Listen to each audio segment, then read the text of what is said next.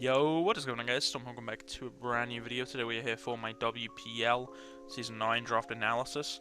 This is my 8th season in this league, I believe, and I still have done terribly in like the majority of them, so that's great. Hopefully this season we could actually have, a good season, which I haven't had one of those since Season 5, and, let's be honest, the only reason I didn't make it in Season 6, 7, 8 is because, the competition improved, which is always bad. I prefer to play in those bad leagues where I can make playoffs.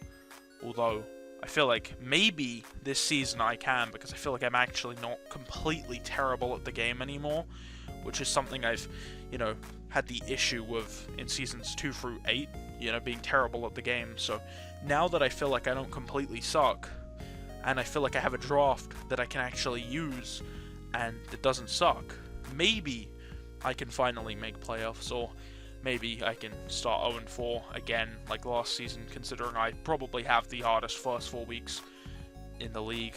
But that's not important. Today we're talking about our draft analysis. I'll start complaining about those opponents who are easily better than me next week when I actually battle one of them. But today, we're going to talk about these mons, how I could use them, and how I probably won't use them. So let's start with my first pick being Zygarde 50%. I mean, this is a really good mon in my opinion. I've used it recently in IBL, which you're going to see a lot of this team I've used recently in IBL, but that's not important, because that was clearly not the idea of this draft, to just redraft that draft, because I could at least 100% know I'd enjoy using it, and it's an okay draft. But I feel like I've made this draft worse than that draft, and that draft wasn't perfect or anything to begin with. It probably could be improved pretty heavily. But anyway, let's actually talk about Zygarde here, with which I really feel like Zygarde's a very nice mon. It's a pretty nice mon stats-wise. Like almost everything is near 100, base 108 HP, 100 attack, 121 defense, 81 attack, 95 SPDF and 95 speed. Really wish this was base 100 instead of 95, because it gets outsped by quite a few mons because of that speed, being a bit lower. But it's pretty okay overall. Like, it still outspeeds with the defensive mons that I need it to outspeed, and even with a Dragon Dance up, it should be able to outspeed like everything that is in the Scarfer. So there's that. So mainly sets that I'd want to use on this, and probably will use, are Banded and Dragon Dance. Those are definitely be the main two sets that I will bring. A special set could be fun though. Like Core Enforcer, Earth Power, Hidden Power, and then like Focus Blast. That could be fun. So when I'm eliminated from playoff contention, that could be something I bring. But let's not get ahead of myself. Clearly, that's not going to happen for a long time this season. I'm not going to start like 0-6 or anything. Trust me, that's not going to happen. Anyway, it also gets some actually pretty cool moves like Glare. So paralyzing stuff while it tries to switch into me could be very nice, so I can get those full powers and win games to hacks. That could be very nice for me. Haze is a pretty good move overall. I don't think it's going to be something I run much on Zygarde, but it gets it, so I figured I might as well bring it up. And it also gets some pretty nice options to pair with, the fact that I'm probably going to bring a setup set or just bandit set, because it gets some nice options with like Zen Headbutt, 1000 Arrow, Superpower, Brick Break, Stone Edge, Rock Slide, Outrage, E-Speed, Crunch, Dragon Tail, Facade, Earthquake. Yeah, that's about it. Arrows is just really nice though, because hitting those flying types is good. And then if your opponent doesn't have any flying types, Earthquake's very nice to have, because, it's stronger than arrows, and it's a good move. Yeah, have I talked for long enough about Zygarde yet? Yeah, it seems about 4 minutes into this draft analysis video, and, my only goal is to have it longer than 10 minutes, because, I feel like if I talk about a draft for less than 10 minutes, then I really didn't talk much about it, considering I'll be talking about each mon for less than a minute, which, I wish I was doing, because these are very boring to record, and I never know what to say in them. But, yeah, that's why the commentary is so bad in this one. So anyway, let's move on to the Mega that I've had the chance to talk about 4 times in the last 4 upload draft leagues I've played. So it's Mega Venusaur.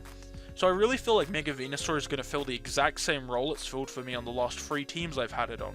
That being a defensive mon that literally sits in front of half of my opponent's team at least. But I will make sure that I make the great play of sacking it to Flying Z every chance I have. Yeah, that's about it. Get some okay coverage with like knockoff, Earthquake, Giga Drain, Leech Seed, Synthesis, and Sludge Bomb. That's like the range of the moves I'll probably use. Maybe Roar. But that's about all I'm ever going to use on Venusaur. Because even with that coverage, it's going to sit in front of every mon that doesn't hit me super effectively. Because of its defense stats both being really nice at like 123 and then 120. Base 80 HP is fine for this, and then base 80 speed's really nice because I actually outspeed some decent mons. And then base 122 attack's also really nice because even when I don't put any investment in that, I'm still doing damage. And it's great. This is the best Mega in the format, but nobody seems to agree with me because they do not understand the power of Mega Venusaur. Moving on to the third mon, redrafted off my IBL team, we have Weavile. Now Weavile, it does like one thing, that being, you know, an offensive threat.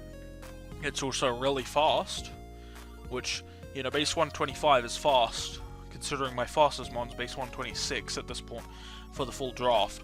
Maybe I should have drafted some faster stuff, but, you know, who cares? Base 120 attack's very nice.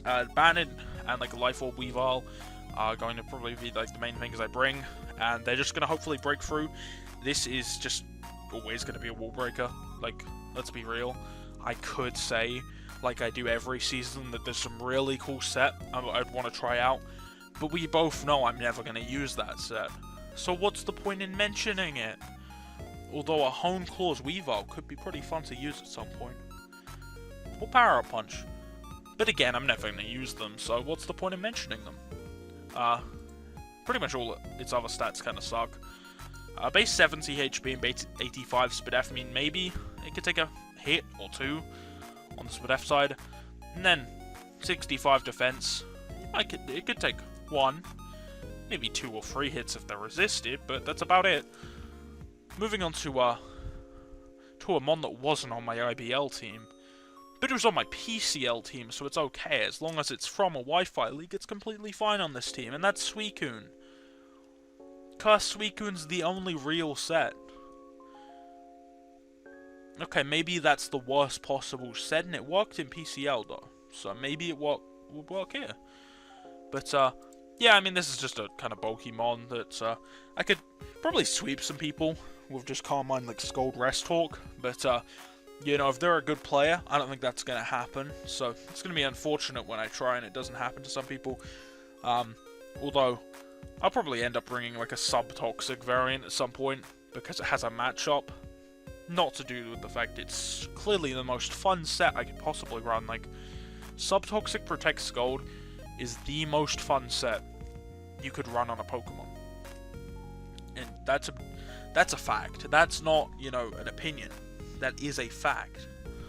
I also really like the fact this mon gets pressure, so, you know, it can just sit in front of every mon until they run out of moves. It's also like one of the only 2 defensive mons I have on this team with Mega Venusaur, so might have to fix that with some trades, but, you know, I think these 2 together are still a very good defensive core, even if they're only 2 mons. Because defense stats on this being 100 and 115 on both defenses is very nice. And then base 90 speed attack definitely isn't terrible, it can still hit pretty hard. And the base 85 speed is also fine, just like Venusaur does outspeed quite a few mons with that. So that's pretty nice. Moving on to Klefki, which is another mon that I have on my IBL team. I mean, this is going to do the same thing every week. It's got Prankster, it's going to be T-Wave, Toxic, Screens, Spikes, and then like Defog, and then, you know, Degleam or Play Rough. That's it. That's all this mon's gonna do. There's no point telling you it's gonna do anything else, because that's it. That's all it's gonna do.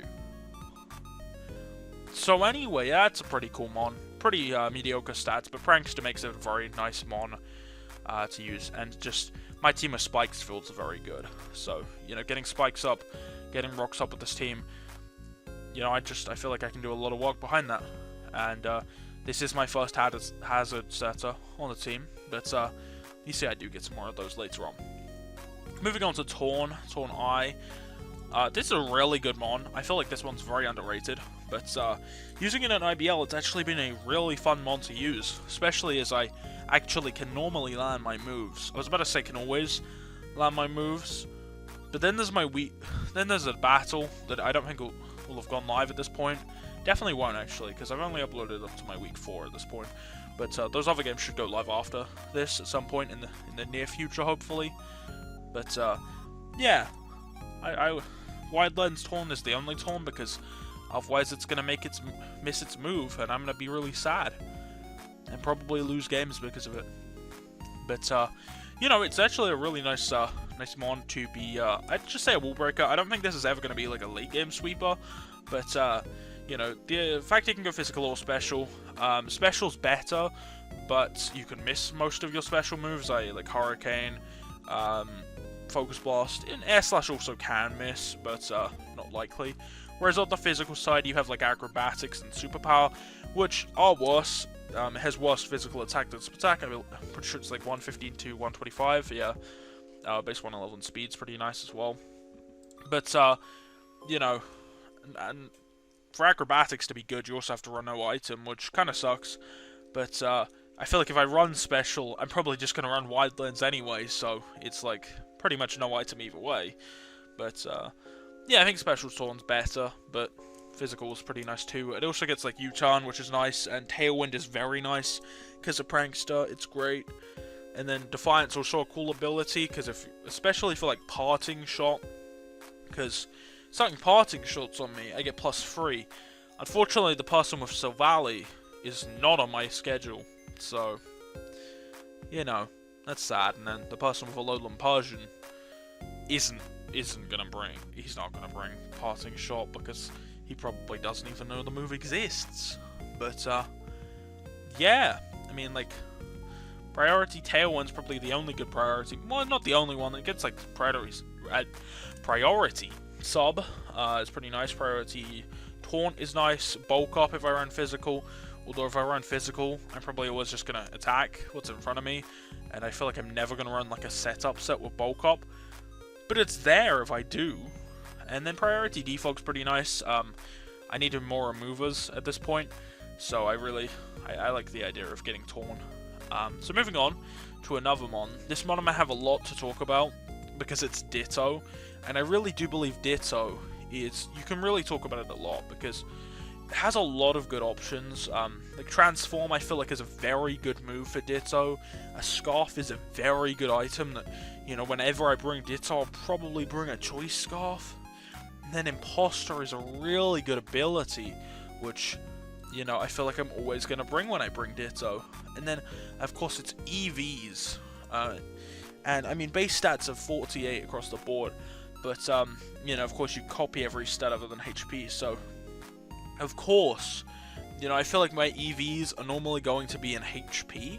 I really feel like that could be where, you know, my stats go most of the time. Just because Ditto needs the HP, of course. And, yeah, I just really feel like Ditto's a good mon, and there is a lot to say about it overall.